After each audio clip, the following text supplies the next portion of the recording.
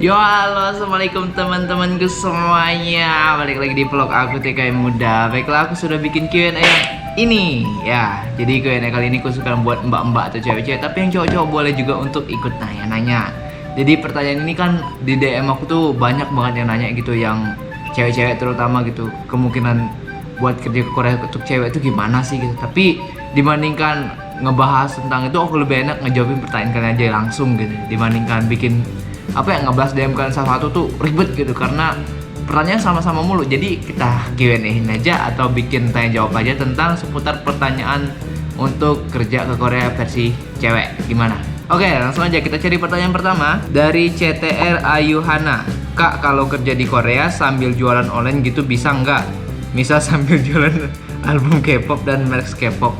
Jawabannya bisa banget. Itu kan kayak apa ya, sepulang kerja kalian pertama kali harus selesaikan dulu kewajiban kalian kerja sebagai TKI, yaitu wajib karena kita memang jadi TKI, kita harus bekerja dulu. Dan sisa waktu kayak waktu libur kalian dan waktu pulang kerjanya itu dipakai dengan sekreatif kalian. Kayak aku pulang kerja kayak gini, jadi aku lanjut buat ngebikin YouTube. Bisa juga kalian bikin juga nanti jualan online. Dan kalian juga ya pikirkan cara gimana ini apa tuh ngejualnya juga, kan kalian mungkin jualan online di Indonesia, jadi ya bisa aja soal pengiriman segala macam tuh bisa banget pokoknya. Terus dari Yulianap 01, tahu tempat PT P2P Korea nggak kak? Nih aku jelasin dulu P2P Korea itu apa. Pribadi bisa langsung dengan HD Korea lewat agen atau agen yang berada di Korea. Untuk pengurusan proses P2P sangat berbeda dengan program G2G. Ya sangat berbeda, karena untuk P2P para CPMI calon pekerja migran Indonesia tidak perlu mengikuti serangkaian tes yang disediakan oleh G2G, tetapi untuk P2P CPMI hanya mendaftar di perusahaan yang memiliki keresmian untuk pemberangkatan proses P2P. Dunia kurang mengerti untuk P2P ini, jadi aku nggak mau terlalu ini, jadi apa belajar lagi. Tapi kalau aku nggak ada tahu sama sekali tentang PT atau tempat yang apa tuh ngasih buat P2P, maaf ya. Oke, kita lanjut pertanyaan selanjutnya. Seanami pakai Y. Apakah proses sama seperti laki-laki? Batas umur untuk bekerja perempuan kerja di sana berapa kak? Untuk prosesnya itu sama semua. Jadi baik cewek, cowok semuanya prosesnya sama, harus ikut yang gitu harus ikut program ininya, ikut ujian EPS topiknya, harus juga lulus tes bahasanya. Kalau sekarang kan bilangnya nggak ada lagi skill test, tapi kalau nanti ada lagi skill test ya harus ikut skill testnya. Dan untuk maksimal umurnya cewek cowok itu sama, yaitu minimal itu 18 tahun untuk kerja ke Korea dan maksimal tuh 39 tahun. Jadi sama aja ya jawabannya, jadi nggak ada beda. Kakak sudah vaksin berapa? Ini dari RTO VKOB.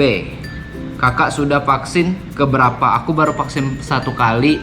Vaksin yang kupakai bukan yang modern sih, apa ya, lupa juga nama vaksinnya. Tapi yang ini lupa, nanti aku tulis di sini deh kalau ada ini.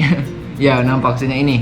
Nama vaksinnya aku lupa, mungkin nanti aku cari lagi di internet nama vaksinnya apa. Tapi aku udah vaksin 1 kali, 1 kali lagi nanti vaksinnya bulan 10.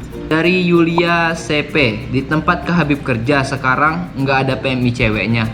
Untuk sekarang tempat aku kerjanya nggak ada ini PMI cewek, maksudnya pekerja migran Indonesia atau TKW Indonesia itu nggak ada. Tapi aku sekarang kerjanya ini bareng ini Ajuma dan Imo-Imo, dan juga ini orang asingnya yang lainnya itu orang Vietnam, cewek yang banyakan juga. Karena kerjaan aku sekarang ini bikin pabrik suntik, buat ada suntik vaksin dan juga buat suntik hewan gitu. Oke, dari ini cowok banyak juga ini. Julung 04. Nah, ini pertanyaan bagus nih. Kalau lulus SMP bisa kak kerja di Korea? Bisa banget. Oh ya, aku ini dulu untuk syarat-syarat kerja Korea itu minimal itu tamatan SMP. Jadi buat kalian yang udah tamatan SMP udah bisa bekerja buat Korea program G2G kayak aku. Dan maksimalnya ya S3 pun bisa sih. Tergantung ini kalian mau ngikut program kayak gini apa enggak. Buat ini apa tuh yang udah punya S3. Tapi kurasa kalau udah punya sarjana apa gimana lebih bagusan kerja di Indonesia aja sih. Yang udah kerja kantoran loh. Soalnya di sini kan nggak enak dikata tuh untuk kerjaan kuli lah bisa dibilang. Ini dari Pak Senami lagi. Oh, 2 kali ditanya ya. Berapa persen kemungkinan besar cewek kerja di sana? Dan bisa di bagian apa saja saat perempuan kerja di sana? Kalau iya, apa perempuan ada kayak semacam tempat tinggal di perusahaan atau rumah sendiri kayak kos gitu kak? Terima kasih. Untuk persentasenya itu aku nggak tahu tepatnya, tapi menurut aku sih cewek itu saking susahnya tuh 1 dari 1000 deh kayaknya yang bisa berangkat biarpun dia udah lulus.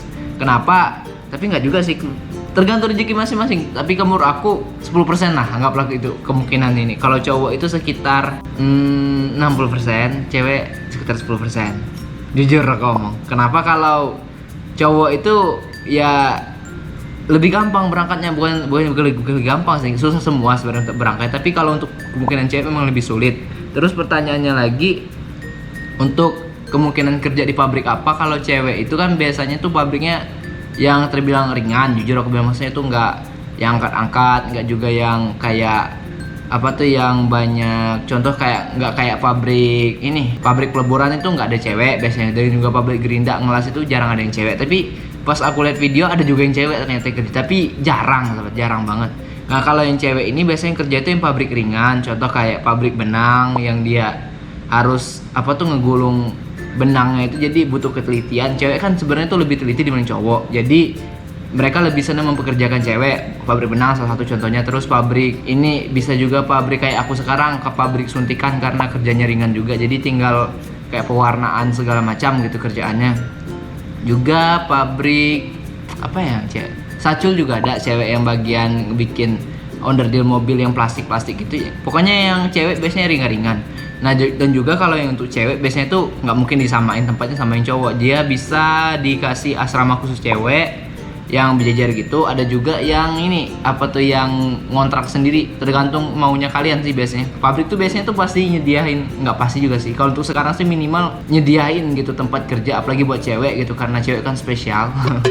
Jadi kalau untuk cewek memang ada tempat khususnya, makanya kalau cewek itu lebih sulit buat kerja Korea karena ya perlu dikasih tempat yang khusus lagi, nggak mungkin disamain sama yang cowok-cowok. Terus lanjut ini pertanyaan selanjutnya dari Yesi Handa Putih, nggak Putri ya, Handa Putih ya. Hai kak, aku follower baru yang kemarin nonton channel YouTube kakak. Kira-kira tahun depan bakal dibuka nggak kak untuk PMI ke Korea? Dan beneran nggak sih peluang kerja ke Korea untuk cewek sedikit? Terima kasih. Untuk tahun depan jujur aku belum tahu bakal dibuka atau enggak. Tapi kalau perkiraan aku sendiri ya, apa tuh feeling lah, nggak ada. Kalian bisa jadi patokan atau enggak. Feeling aku sekitar 2 tahun ke depan mungkin baru ada. Kenapa? Karena kita Indonesia baru berangsur pulih dari COVID juga kan. Anak SD juga baru mulai, pokoknya anak sekolahan juga baru mulai masuk, ceritanya masuk sekolah lagi. Yang kerja juga udah nggak DWFH lagi segala macam. Jadi menurut aku sih kalau terus berangsur membaik, nanti akan segera dibuka lagi. Kalau untuk tahun depan menurut aku masih belum sih, kalau menurut aku jawabannya. Terus untuk kemungkinan kerja cewek ke Korea itu sulit, tapi kalau suatu saat buka, menurut aku nih, karena Korea sekarang kekurangan banget pekerja. Aku kemarin pas nganggur itu semua pabrik nerima padahal visa aku sudah pendek, karena mereka udah butuh banget pekerja. Jadi suatu saat nanti kalau kita udah buka lagi ujian, pasti ngambil yang orang Korea ke Indonesia nanti pasti banyak banget. Mungkin bisa jadi sekitar kayak aku dulu, paling kecil 7.000 rasa, atau sampai 10.000 orang langsung sekali ujian, mungkin sekali ngambil, karena lagi butuh-butuhnya banget soalnya. Jadi saran aku untuk sekarang buat kalian yang lagi mau proses kerja Korea, belajar bahasa Korea aja dulu sambil kerja boleh, atau otodidak dari YouTube juga boleh, atau kursus DLPK langsung dan fokus belajar pun boleh. Jadi terserah kalian dengan ya ini sekekuatan kalian, apa ya bisa dibilang ya, sebisa kalian lah buat belajarnya itu gitu. Tapi saran aku kalau memang mau kerja Korea dari sekarang, mau cewek mau cowok, belajarlah bahasa Korea dari sekarang, karena kalau tiba-tiba ada ujian, kita kan nggak pernah tahu kapan ada ujiannya, jadi kan udah siap. Ini dari Haja Kiwiranda, cowok ini. Semisal sudah kerja di Korea 2 periode, apakah masih bisa lanjut? Jawabannya iya, masih bisa lanjut. Jawabannya 2, lanjut ilegal atau lanjut visa E7. Nah, kita jawab yang visa E7, kalau ilegal udah tahu semua caranya. lanjut nggak pulang aja kalau ilegal. Kalau visa E7 ini, kalau udah 2 periode, kita itu ada ujiannya lagi, ujian bahasa Koreanya lagi. Aku juga belum terlalu memahamin juga, tapi bisa. Nah kalau visa E7 ini, kalau kan visanya yang pertama ini visa E9 kayak aku kan. Kalau E7 itu kamu bisa bawa keluarga, misal kalau udah menikah boleh bawa istri, bawa anak, dan visanya pun tanpa batas. Kalau yang udah E7, karena bisa dibilang itu udah visa orang ini, visa khusus, kerja khusus habis itu. Ini pertanyaan selanjutnya dari It's Edelin DN. Kak, kerja di Korea boleh mata minus nggak? Terus tinggi badan ngaruh kah?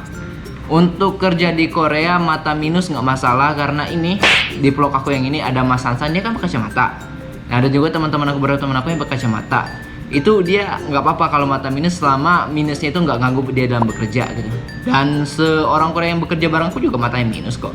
Yang paling penting itu nggak buta warna dan fisik kalian tuh siap untuk kerja, nggak ada yang ya tubuh kalian yang udah keamputasi kayak jari apa-apa gitu. Maaf bukan aku apa namanya itu ngomongkan soal kekurangan ini, tapi itu kan syarat dari Koreanya. Jadi kalau yang untuk syaratnya itu yang paling ini tuh sehat secara jasmani itu dan nggak buta warna kalau untuk mata. Kalau minus sih masih nggak apa-apa.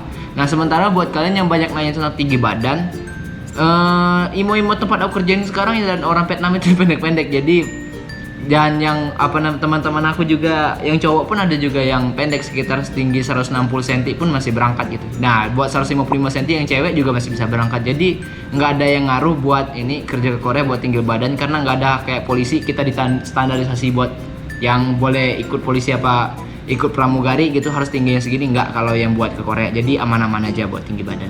Yang penting itu kalian kuat untuk kerja jadi kuli, itu aja yang paling penting. Terus dari Emalai 87, kalau lulusan S1 bisa kerja apa di sana? Kalau lulusan S1 bisa kerja apa di sana? Tergantung program yang kamu ikuti. Kalau kamu punya beasiswa dan bahasa Inggrisnya lancar, kamu bisa kerja di bank, bisa kerja juga di perusahaannya orang Korea yang kantoran. Tapi kalau untuk aku sebagai kuli TKI Korea, bisanya ya kalau S1, S3 sekalipun ya bisa-bisa aja ngikutin. Ibarat kata tuh kayak gini, S3 mau ngambil kerjaan di pabrik Indonesia ya bisa-bisa aja, asal mereka nggak malu dan nggak gengsi, gitu aja kan jawabannya kan. Nah kalau untuk minimalnya untuk kerja ke Korea gitu kayak aku, kuli Korea kayak aku, minimalnya itu SMP, tamatan SMP, maksimalnya setinggi-tingginya. Kalau ada S4, S21 sekalipun ya persilakan, itu Samsung. Pertanyaan selanjutnya dari Anik Ningsi 946. Kalau cewek maksimal umur berapa bisa kerja ke Korea? Nah, kalau cewek dan cowok itu sama aja, minimal usianya 18 tahun dan maksimal usianya 39 tahun. Terus untuk pertanyaan selanjutnya, Kris Dayanti Cikiwiwiwi. Abang baju hijau boleh bawa pulang? Oh ya, mau tanya yang ini. Oh ya, itu teman aku Miko. Ya boleh lah kalau kalian bawa pulang. Silakan follow aja Miko Mandala, itu nama Instagram. Silakan bawa pulang kalau mau pulang. Ambil aja itu teman aku. Nggak rugi aku diambil yang itu. Oke, pertanyaan selanjutnya dari Ruby 0161. Apa iya kalau cewek susah buat lolosnya, Kak?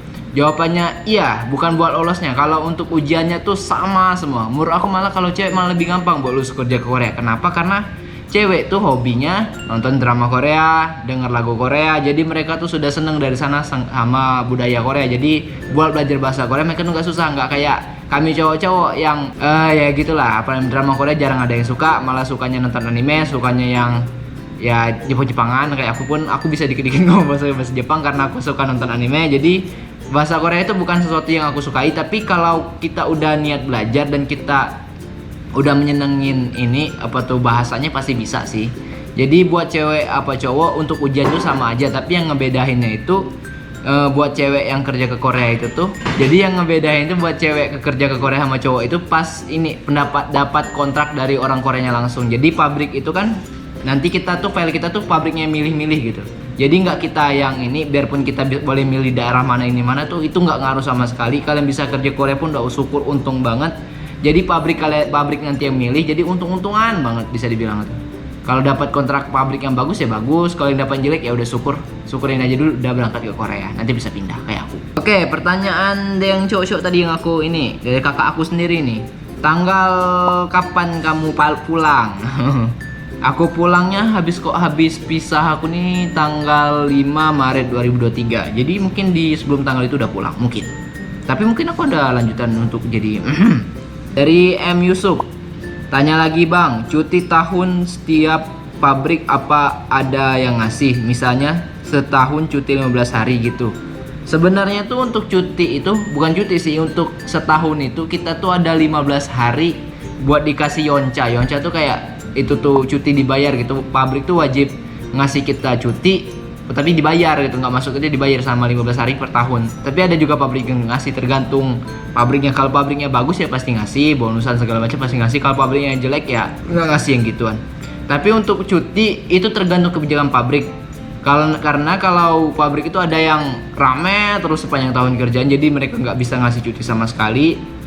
Ada juga yang bisa ngasih cuti sampai 2 bulan pun ada yang mau ngasih juga, tergantung gimana kalian komunikasi dengan pabriknya dan kebijakan pabriknya. Jadi nggak bisa dikasih patokan apa ya, pabrik terus gini tuh nggak. Jadi tergantung dengan pabriknya masing-masing. Cuma normalnya kalau bisa pun cuti itu cuma sekitar sebulan, nggak per tahun. 3 tahun sekali kamu bisa cuti. Lagian untuk apa sih ke Korea buat cuti? Lagian kita kan sini buat cari duit, nanti pulang ke Indonesia pulang sekalian, nggak usah cuti. Kak, kalau kerja di ini udah tadi. Oke, cukup pertanyaan semuanya sudah habis dan waktunya sudah ini. Aku sudah pulang kerja dan ini habis makan dan habis nonton drakor tadi.